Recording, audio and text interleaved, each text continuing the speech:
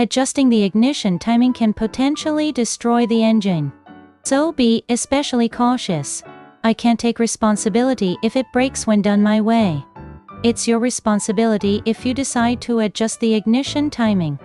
It's just one method. It may not be suitable for your bike, so proceed with caution. Fujiko Channel. Buy in Japan. Where should I start then? Start with inspecting the machine. What we're discussing now assumes that the air filter is clean, the gasoline is fresh, and the engine oil is in good condition. In other words, the manufacturer delayed the timing to make it work even in bad conditions. So they make it more better perform well in good conditions. Exactly. Once you've set the timing, you need to keep the bike in good condition at all times, or it will break. I understand. If I decide to adjust the ignition timing, I'll make sure the bike is in good condition. If I'm not going to ride it for a while, I'll revert the timing. Okay, now check the ROS value. ROS is the gasoline's octane rating. The Master's bike is specified for ROS 95. In Japan, we have regular ROS 90 and high-octane ROS 100. Right. We can't use the lower one, so we'll go with ROS 100. What I'm about to say is just a rumor, so don't take it as fact. It's said that the manufacturer delayed the timing by 5. For when conditions are bad.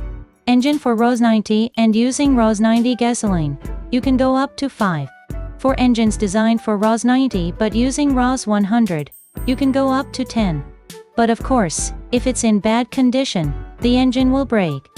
I understand it. So it's just a possibility that you can use from +5 to +10. It's just a rumor. Exactly.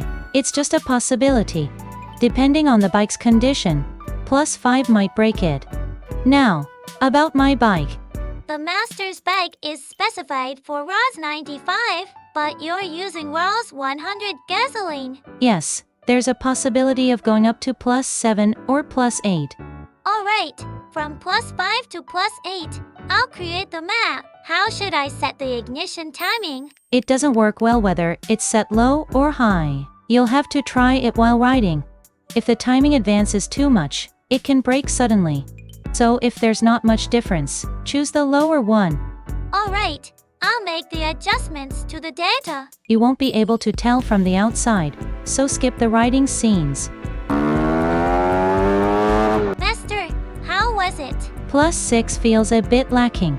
+8 makes it harder to rev up at low and high RPMs. +8 seems to be the limit. However, there's a power dip between 4,000 and 5,000 RPM. So for your bike, +8 is the maximum. Yes, now let's proceed with the final adjustments. Alright, Master. The +7 timing works well throughout the entire RPM range. +8 starts from where the torque dip begins at 4,500 RPM. From 6,500 to 8,500 RPM, it's +7, and above 9,000 RPM. We don't need much advance, so it's +6. Yes, Master. Even though the ignition timing at +8 has been fine for a few thousand kilometers, I can't be sure it'll be fine in the future. Since it produces more power, it might wear out quickly. Adjustments are at your own risk. Be careful not to get injured.